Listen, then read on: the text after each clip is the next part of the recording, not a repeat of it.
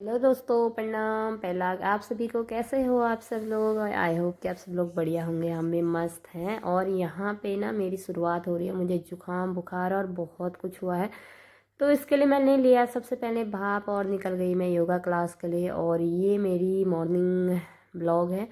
दूसरे दिन रात को मैं ब्लॉग नहीं बना पाई, तो दूसरे दिन सुबह से मैंने स्टार्ट किया। और सुबह 4 बजे उठने के बाद मैंने सबसे पहले फेस वॉश किया, जिसके बिना तो मेरे दिनचर्या ही अधूरी है, क्योंकि आंखें ही नहीं खुलती है। अब बच्चे सोए हैं तो फटाफट से अपना काम भी निपटा लेती हूँ ताकि उनको स्कूल भेज सकूँ। फिर मैंने लगाया यहाँ पे सबसे पहले झाड़ू, क्योंकि अभी बाहर बहुत अंधेरा था। थोड़ी देर मैंने सब मतलब दरवाजे खिड़कियाँ खोल दी, मतलब पर्दे वगैरह, ताकि थोड़ा मतलब ठंडा ठंडा फील हो। अगर गर्मी होनी स्टार्ट हो गई है, क्योंकि अभी हल्की हल्की गर्मी होने लग गई है। और मैं यहाँ पे लग गई थी झाड़ू लगाने। साथ ही मैंने बनाई चाय बिस्किट वगैरह पतिदेव जी के लिए, क्योंकि उनको जाना था ड्यूटी के लिए और वो निकल जाते हैं 5 बजे। मैं लग जाती हूँ अपने काम में।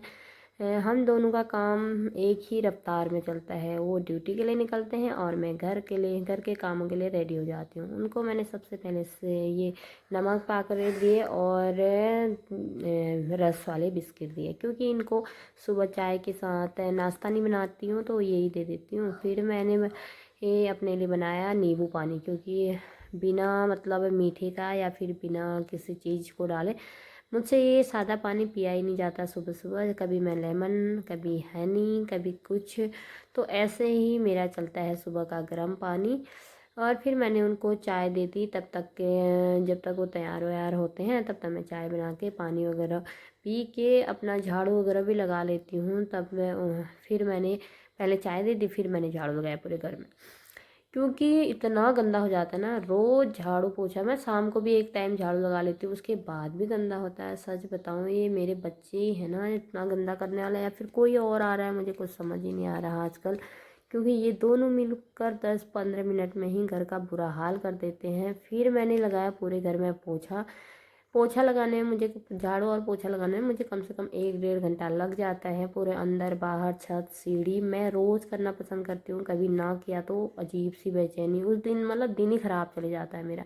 और जिस दिन ये सारे काम नहीं करो तो फिर 6 बज गए थे, बजने ही वाले थे। फिर मैंने नहा धो लिया और नया नया सूट हो और मैं अलमारी में सजा के रखूँ, ऐसा तो हो ही नहीं सकता। फटाफट से इसको पहन लिया। अभी थोड़ी बहुत सर्दी बची हुई है तो उसमें इनको इस्तेमाल कर लिया जाए, उसके बाद तो गर्मियों में मुश्किल ही हो जाता है।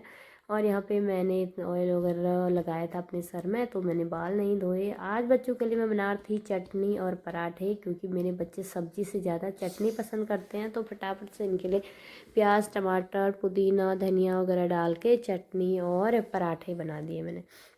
बच्चों को ना ये सब बहुत पसंद आता है, और ख़ास करके मेरी बेटी को चटनी। फिर साथ ही पराठे भी बन रहे थे। साथ ही मेरे बच्चों को भी उठाना होता है। अभी दोनों को उठाना ना इतना मुश्किल हो जाता है, क्या ही बताऊँ। क्योंकि दोनों एक एक को देख के सोते रहते हैं, उठते नहीं हैं। फिर अगर जल्दी तैयार कर दो तो ये और बुरा हाल कर देते हैं। जब तक ये स्कूल जा रहे थे इन्होंने ऐसा हाल कर दिया घर का, क्या ही बताऊँ।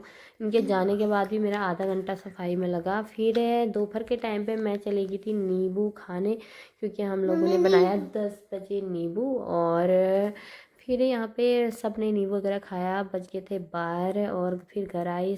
योगा वगैरह तो मैं गई नहीं, क्योंकि बहुत ज़्यादा तबीयत ख़राब हो गई थी।